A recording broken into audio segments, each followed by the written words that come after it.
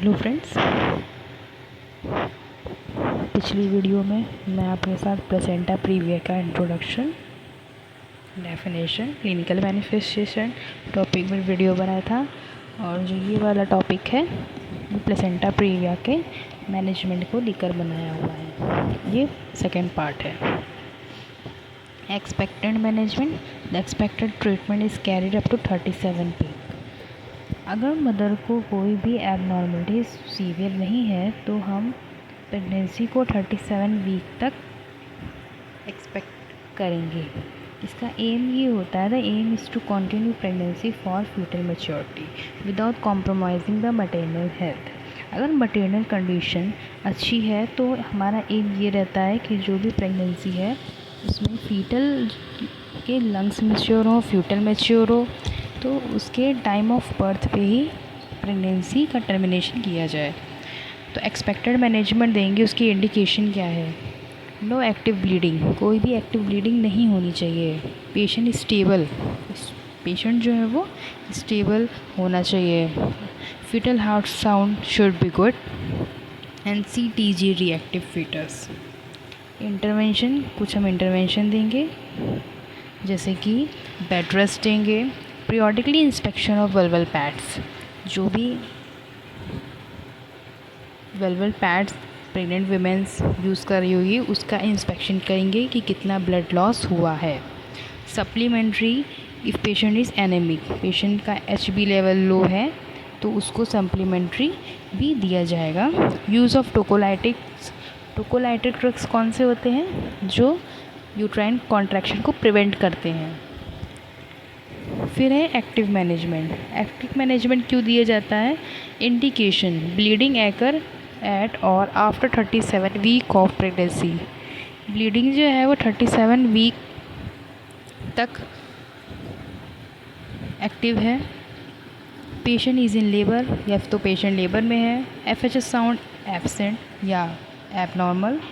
Gross fetal malformation और death foetus. अगर ये सारी इंडिकेशन है तुरंत हमें एक्टिव मैनेजमेंट देना है। अब इसके अकॉर्डिंग जो एक्टिव मैनेजमेंट है वो 2 टाइप्स में डिवाइडेड है। एक तो है वेजाइनल डिलीवरी में, then second is caesarean delivery में। जो वेजाइनल डिलीवरी है, placental edge is within 2 centimetre from the internal OS। In this case no internal examination is perform and caesarean section is consider as the best choice. अगर placenta internal OS के 2 centimetre के above है, जिससे वो cervix close कर रहा है partially और कम्प्लीटली, उस टाइम पे हम नॉर्मल वेजाइनल डिलीवरी नहीं करा सकते, उसमें हमें सिजेरियन डिलीवरी ही करानी होगी। फिर सेकंड कंडीशन दी गई है, placental edge is 2 to 3 centimetre away from the internal cervical OS। अगर जो प्लेसेंटा होगा वो सर्विस के OS से 2 to 3 सेंटीमीटर दूर है तो हम इंटरनल एग्जामिनेशन EOT हम उसका एग्ज़ामिनेशन करेंगे।